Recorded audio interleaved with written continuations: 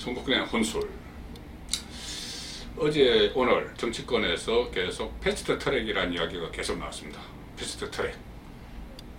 그러니까 빨리 가는 길, 뭐 그냥 해석하면 그렇죠. 그런데 이게 정치권 그 국회 용어로는 신속 처리 안건 지정 제도입니다. 그러니까는 어떤 중요한 법안인데 여야의 정쟁으로 이것을 아예 본회의에 국회에 상정도 못되는 이런 사례가 상당히 있었기 때문에 그것을 방지하기 위해서 전체 국회의원 정수의 5분의 3이 동의를 하면은 이것을 신속 처리 안건으로 지정을 해서 일정 기간이 지나면은 본회의에 자동 상정이 되도록 하는 그런 제도죠.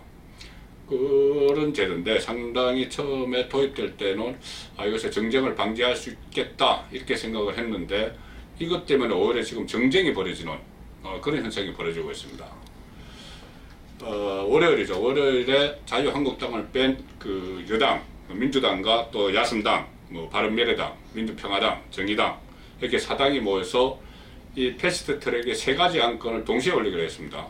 동시에 올리기로 합의를 했죠. 그리고 각 당이 오늘 오전에 10시에 일제히 각각 그 의원총회를 열어서 추인을 했습니다.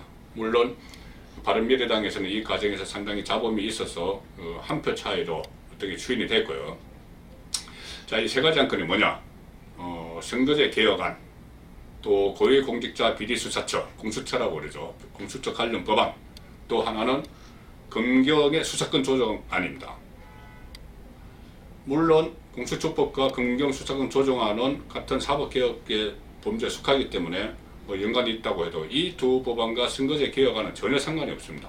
상관이 없는데 이 여야 사당, 한국당을 뺀 여야 사당이 합의를 해서 같은 트랙에 올려서 신속하게 처리를 하기로 한 것이죠.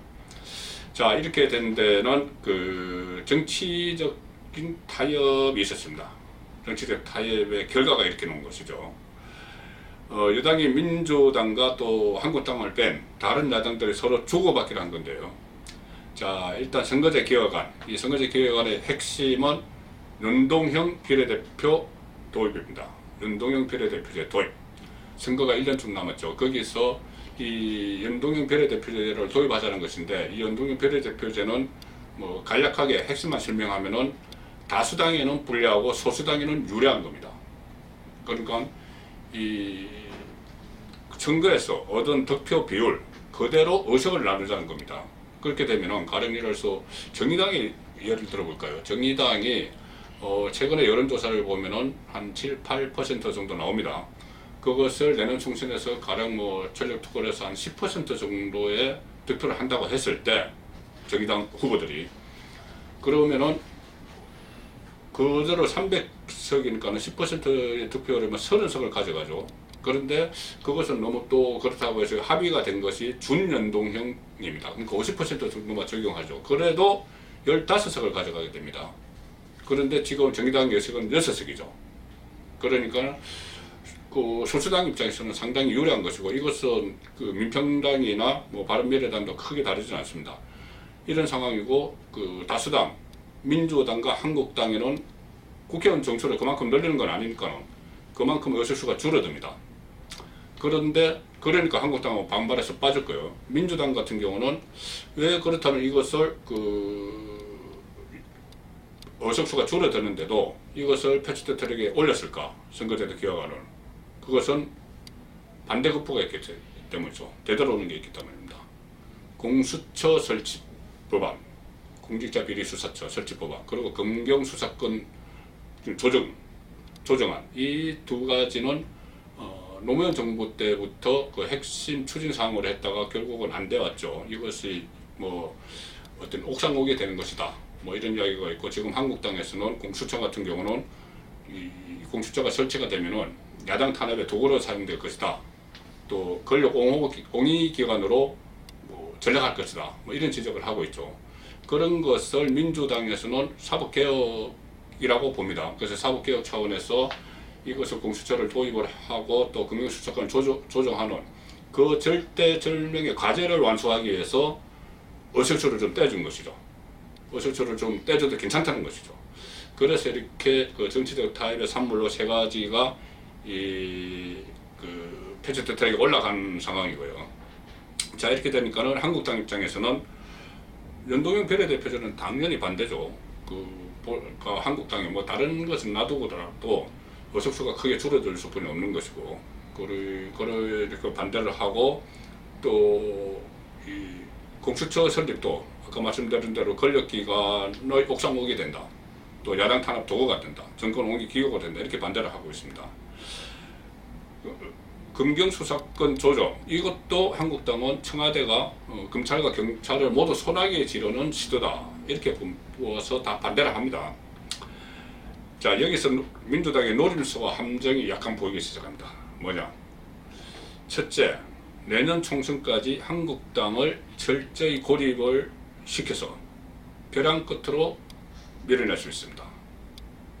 비단 이번에 합의한 패스트트랙 3개 법안뿐이 아니고, 앞으로 한국당을 제외한 야3당과 민주당이 이번 일을 성공을 시키면 계속 정책 공조를 해나가겠죠. 정책 공조를 해나가면 한국당은 제1야당이면서도 제대로 역할을 하지 못하게 됩니다. 그럼 궁지에 몰려서 벼랑 끝으로 가게 되겠죠. 두 번째, 지금 문재인 정부가 진짜 원하는 것은 아까 말씀드린 대로 공수처 설치와 검경수사권 조정이죠. 자, 그런데 이것만 받아내고 민주당에 불리한 준연동형 비례대표제는 또 안 할 수가 있습니다. 그거는 또 무산시킬 수가 있어요. 왜 그러냐면은 지금은 일단 이 세 가지 안건이 패스트트랙에 다 같이 올라갔지만은 지금부터 다루는 쪽은 서로 진행이 다릅니다. 선거구 문제는 선거법 문제는 국회에 설치된 정치개혁특위에서 다루고, 또 공수처 그리고 수사권 조정 문제는 국회 사법개혁특위에서 다룹니다. 그리고 관련 상임위로 거쳐서 법사위를 가서 본회의까지 가는데 똑같이 가지는 않겠죠. 특히 선거법 같은 경우는 국회의원 개개인의 이해관계가 다 얽혀 있고, 또 이것을 비례대표를 늘리고 지역구를 줄이려면 선거구 조정을 해야 되는데 지금 28개 정도의 선거구, 지역구가 없어진다고 합니다.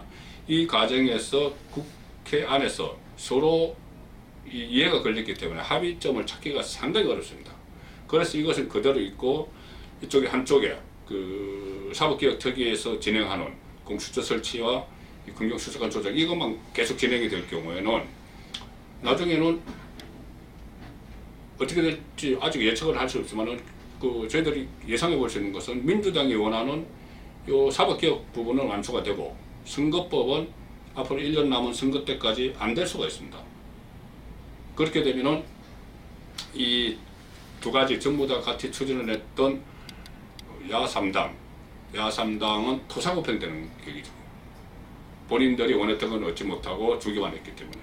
그리고 공수처가, 물론 지금 설치되는 공수처가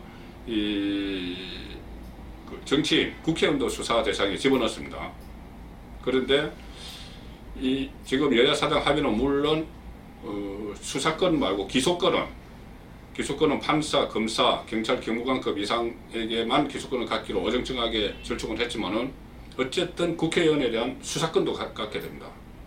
그러면은 지금 한국당이 이 공수처 설치가 야당 탄압용이다 이렇게 이야기를 하는데, 그것이 만약에 현실화된다면은 다른 야3당, 한국당 외 야3당도 오히려 부메랑을 맞을 수도 있는 것이죠.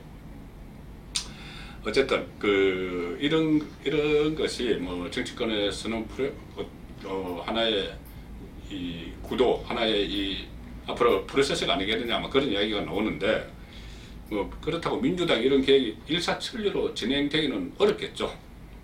오히려 또 역풍을 맞을 수도 있습니다. 뭐냐면은 지금 한국당이 장애투쟁을 시작을 했는데, 더 이상 또다시 벼랑 끝으로 이런 식으로 고립화해서 벼랑 끝으로 내몰려면은 할 수 있는 선택은 딱 하나입니다. 정권 퇴진 운동에 돌입하겠죠. 정권 퇴진 운동에 돌입을 하면서 총선에서 보수층을 결집하는 그런 수단으로 활용을 할 것이고요. 다른 야당들도 마찬가지입니다. 민주당이 의석을 눌러주지 않고 공수처만 설치하려고 이렇게 시도를 한다면은 언제든 단일 대우, 지금 하고 있는 여당과 여당 플러스 야3당 이 단일 대우에서 뛰어내려서 또 한국당과 손잡고 야권 공조 투쟁을 할 수도 있는 상황이죠. 지금 말씀드린 이런 것은 물론 현실화될지 아니면은 그 가상 시나리오에 그칠지 또 중간에 어떤 변수가 생길지 확언을 할 수는 없지만은 앞으로 총선까지 1년 남은 기간 동안 여러 가지 일이 일어나면서 정치권이 상당히 요동칠 수밖에 없는 그런 국면으로 가고 있는 건 분명한 것 같습니다. 송문근의 혼술이었습니다.